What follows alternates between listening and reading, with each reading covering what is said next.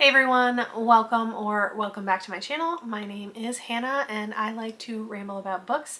Today's video is going to be our first wrap up of 2026. So this is my January wrap up, all the books I managed to finish in the month of January. I guess I'll just start out with my stats for the month. So I did manage to read a total of 8 books this month, which is fantastic. Number of pages read was 1,349.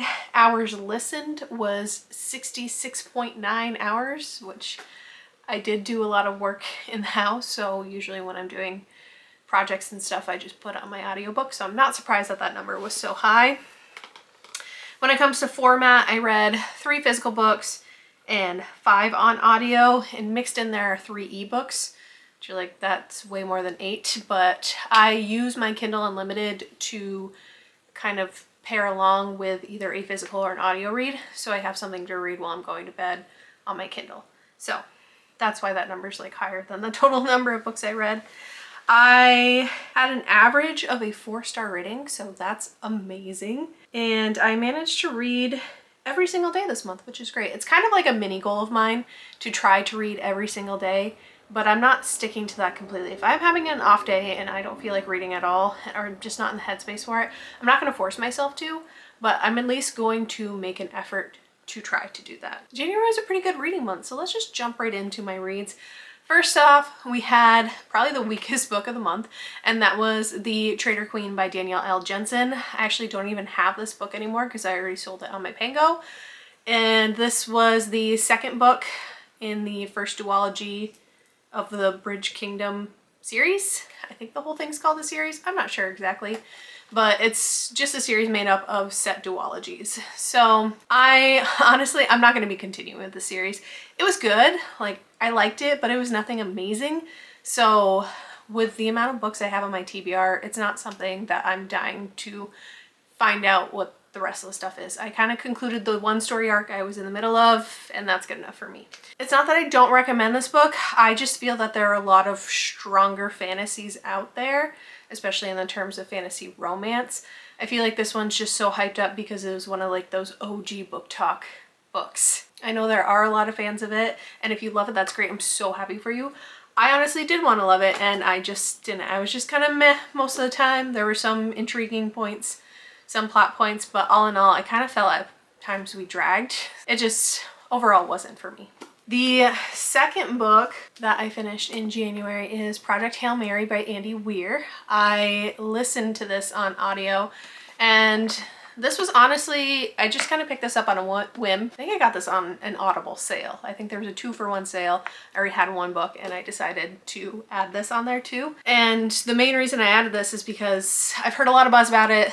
There's a movie coming out, I think in March. So it intrigued me, honestly. Like, I'm not much of a sci-fi reader. I do enjoy some science fiction, but sometimes I feel it can be kind of heavy and dense. So I figured, let's go ahead and try this. And you guys, I love this. This was amazing. I gave it 4 stars. I loved the premise. We are following this man who wakes up from a coma in space, and he's alone. His crewmates who were supposed to be with him unfortunately died in their coma, so it's just him, and he can't remember anything. He is completely clueless, so he has to try to figure out why he's there and what his mission is, and then how to complete said mission. It was just a wild ride. I liked the format of this too, because it's kind of like jumps between past and present. So as he's remembering things, we get flashbacks from when he was still on Earth, and then we figure out how he got to where he is now. At times, this does get very scientific. So if you have a hard time understanding science terms and stuff like that, you might struggle a little bit on that. I work in the medical field, so obviously I have some science experience, but most of my science is more biology based. But I did take some chemistry and physics, so it didn't go completely over my head, but at times I was like really having to think about things. But overall, I really enjoyed it. Midway through this book, there's just something that happens and I'm like, wait, what? And then I just needed to finish the rest of this book. I think the only thing I didn't really like was the very end. And that's what kind of kept this from being like a 4.5 or a 5 star. The ending just kind of left me. I wish it just had ended differently. That's plain and simple, that's all. So all in all, I do recommend this if you are looking to get into sci-fi or try sci-fi. I feel like this is a pretty easy one to get into, especially since it's just a standalone. It's just the one and it's done. Movie's coming out soon too. So if you like it, then you can catch the movie. I don't recommend watching the trailer because, and I know a lot of people have said this before, which is why I didn't watch the trailer until I finished this. There is kind of like a major spoiler. I understand why they put it in the trailer because you want to draw people into the movies, but if you're interested at all in reading the book first, just skip the trailer, watch it after you read the book. That's everything I have to say about that. The third book I read in the month of January was The Wolf King by Lauren Palferman. This is a fantasy romance with wolf shifters. So this was one of my prompts in my reading journal, was to read a book with wolf shifters. I gave this 4.5 stars. This was really good, guys. It took me a little bit to get into it because this was the first physical fantasy I read in the month of January. So sometimes it just takes me a minute to get back into the flow of things, but I feel like once I reached the halfway point, I flew through the rest of this and I loved it. I love the story. You know, it's just, if you're looking for that good classic fantasy romance layout, I feel like this is it. I thought the characters were really interesting. I thought the storyline was interesting. The world that we're in is good as well. We kind of have this princess who's betrothed to be married. She doesn't want to marry the guy. She honestly doesn't really know much about him, but what she does know, she hates him pretty much. She ends up, in a way, being kidnapped by these wolf shifters who are at war with her kingdom. And she kind of sees it as her way to break free. Yeah, she's kind of a prisoner, but she sees it as more of an opportunity. And we just kind of go from there. There is kind of the hint of a potential love triangle. I am very interested to see where the next one takes us based on how this book ended. I did already pre-order the second one because there's like another edition with sprayed edges and stuff coming out, I think this month. I want to say it's the 10th or the 11th that it's coming out. So I do have that on pre-order and I am excited to read that. I'm pretty sure it's already available on Kindle Unlimited, but I'm probably going to wait until I get the physical in to read that. And maybe I'll try to work it into my February reads, but we'll see. But all in all, I did really enjoy this. I do highly recommend it. Also, I'm pretty sure this is just a trilogy, which is so nice because it's just 3 books and you're done. Not a giant series, which is way less intimidating. All right, next book I finished in the month of January was The Naturals by Jennifer Lynn Barnes. This is a YA, I guess like mystery thriller is what I classify this as. We are following our main character, Cassie. She is recruited by the FBI because she is deemed what they call a natural. So in her case, she is a natural profiler. She can have an interaction with someone and just kind of pick them apart just by a couple things.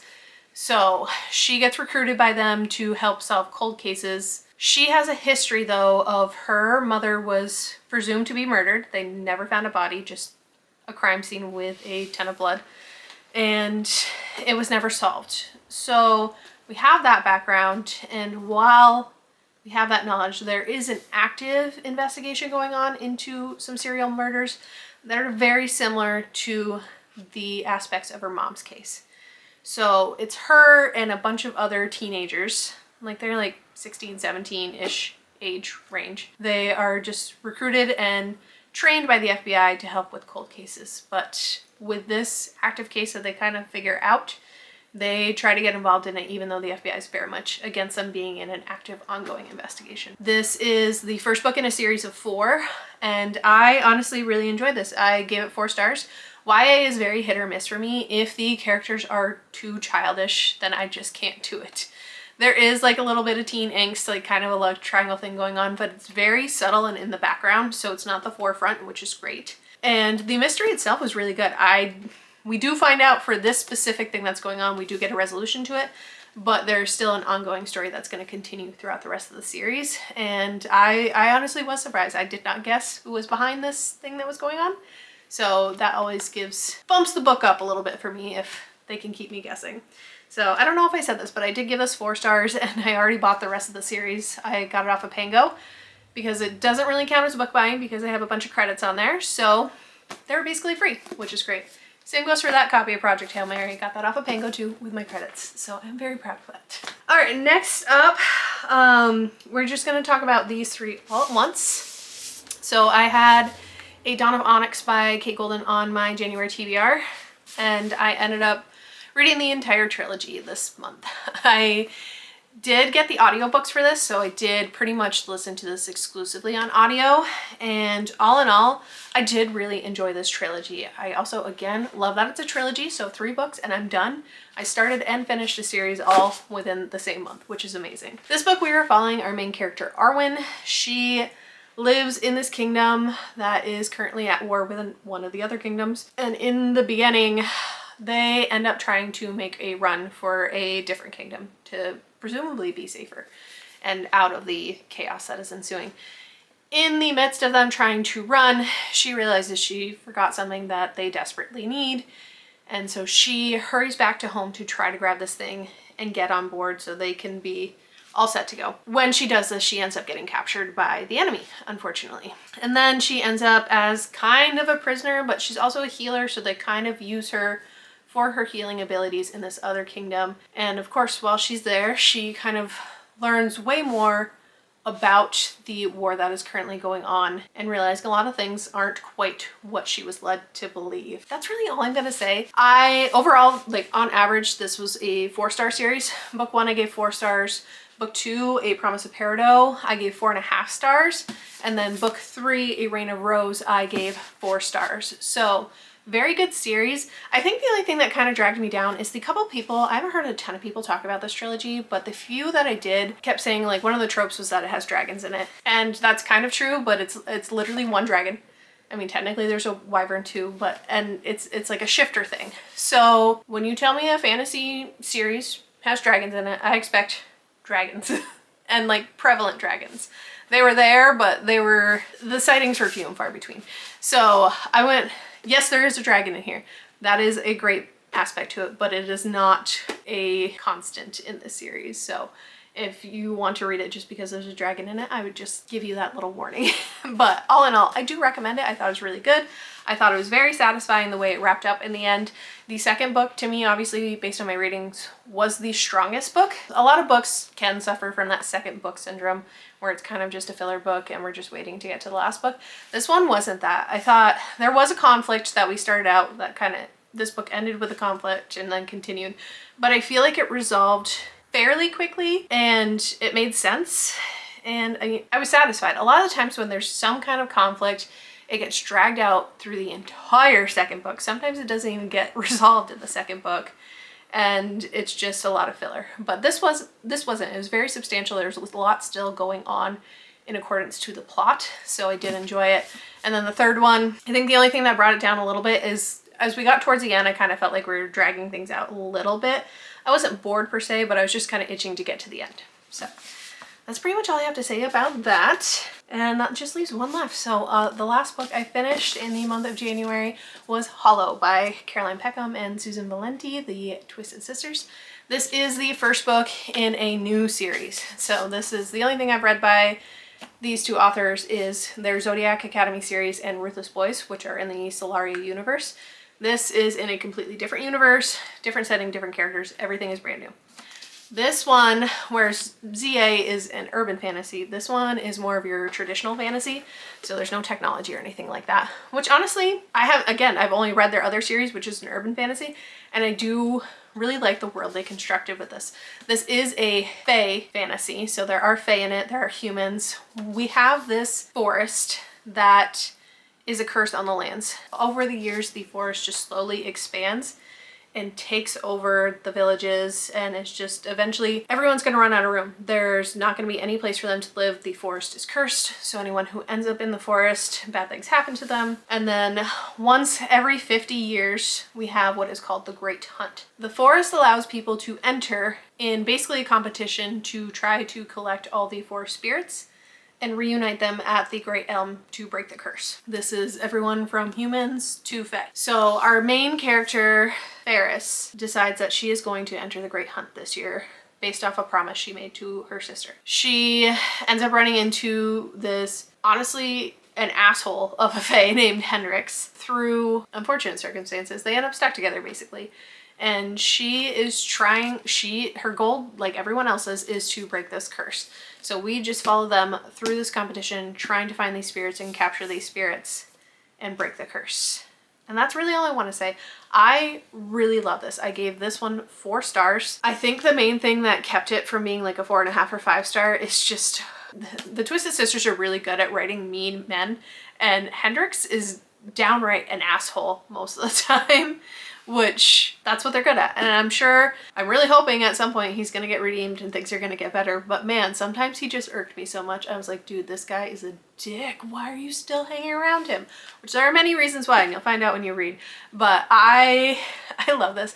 I love the little spirit elements, and once they capture it, they have an amulet that they have, and then that spirit is with them the whole time, so they can like summon the spirit at will and utilize them to help them on their journey. And that part was just really fascinating. I love the forest setting. The way the story unraveled was very good too. So all in all, I do really recommend this book. The second book comes out early this year. I want to say like March or April, and it's called Lightwing. So I am very excited for that. I didn't pre-order it mainly because the only one that's available for pre-order is the traditional cover. I got this special edition. I think I got this one from Target. So I'm hoping they do something similar for the second one too, so I can have them to match. Fingers crossed. But anyway, that is it for my January reading wrap up. We had 6 books on the TBR for January, and I managed to read 5 of them. The only one I didn't finish was Soul Searching by Lila Sage, which I am currently reading. I finished Hollow on the 30th, and I wanted to just sit down and binge read Soul Searching on the 31st, and that didn't happen. I had too much going on that day. I think I read like 2 chapters. So just to say, I did start it in January, but that's definitely going to end up in my February wrap up. That was pretty good for a TBR. I don't always have the best track record in sticking to them, so I am proud of myself for at least starting them all in the month I was meant to read them. So that's good progress. Hopefully I do a little bit better in my February TBR, but I'm still pretty proud of that. I'd love to hear all the books you guys read in the month of January, and if you've read any of these books, I'd also love to hear your thoughts on them. If you like this video, make sure to give it a thumbs up and hit that subscribe button to see more videos from me. I'm trying to figure out some videos to do in between my wrap-ups and my TBR videos, probably more reading vlog or reading challenge style. So if you guys have any suggestions that you want to see from me, let me know. It can be a little difficult because I do work a full-time job. I'm also currently pregnant, so pregnancy and exhaustion can play a role in that too, but I do want to try to be a little more creative and get some more videos out to you guys other than just these wrap-ups and TBRs. Anyway, I hope you guys have an amazing day, and I will see you guys next time. Bye!